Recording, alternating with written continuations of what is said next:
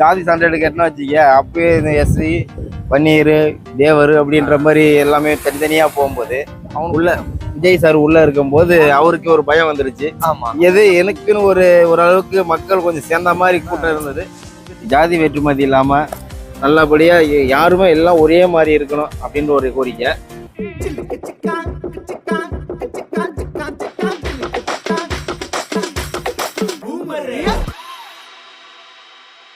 உங்களுடைய சார்பாக உங்க ஊர் மக்களுக்கு நீங்க பேசுறீங்க. அப்போ உங்க ஊர் மக்களுக்கு உங்க மூலியமா ஒரு அரசியல் கிட்ட என்ன ஒரு கோரிக்கை வச்சா எங்க நாட்டுல எங்க ஏரியா எங்க மக்களுக்கு என்னால செய்ய முடிஞ்சது ஒரு காரியத்தை நான் செய்வேன், ஒரு சொந்த ஊருக்கு செய்வேன், சொந்த மண்ணுக்கு செய்வேன் சில பேர் கோரிக்கை வைப்பாங்கல்ல. அது போல 2026 தளபதியிடம் நீங்க கோரிக்கை வைக்கிறது என்னவா இருக்கும்? எங்க ஊர்ல மெயினா என்ன காரணம்னா ஜாதி வேற்றுமதி இல்லாம நல்லபடியாக யாருமே எல்லாம் ஒரே மாதிரி இருக்கணும் அப்படின்ற ஒரு கோரிக்கை. அது இல்லாமல் மெயினாக எப்படின்னா ஸ்கூலில் ஜாதி சான்றிதழ் கேட்கக்கூடாது. காலேஜுக்கு அப்புறம் ஏதாவது ஒரு இதுக்கு போனால் கேட்கலாம், ஓகே.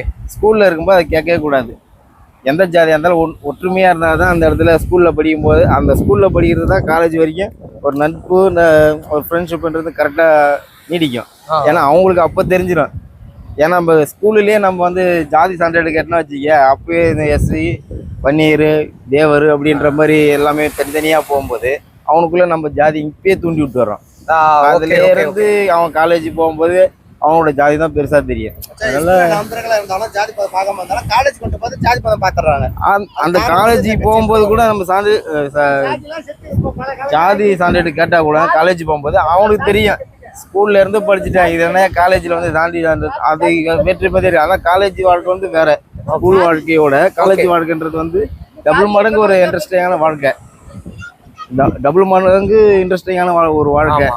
சுதந்திரமா இருக்கலாம், எதையுமே நம்ம முடிவு எடுக்கிறது தான், ஜாலியா நல்லா இருக்கலாம் அப்படின்றது காலேஜ் பொறுத்தளவுக்கு. ஓகேண்ணா. நிறைய மீடியில ஓப்பனிங்ல இருந்து தளபதி உள்ள என்ட்ரி ஆகும்போது என் தம்பி வரான்னு சொல்லிட்டு எப்பவுமே தளபதி எனக்கு கோரிக்கையா கொடுத்திருந்தாரு.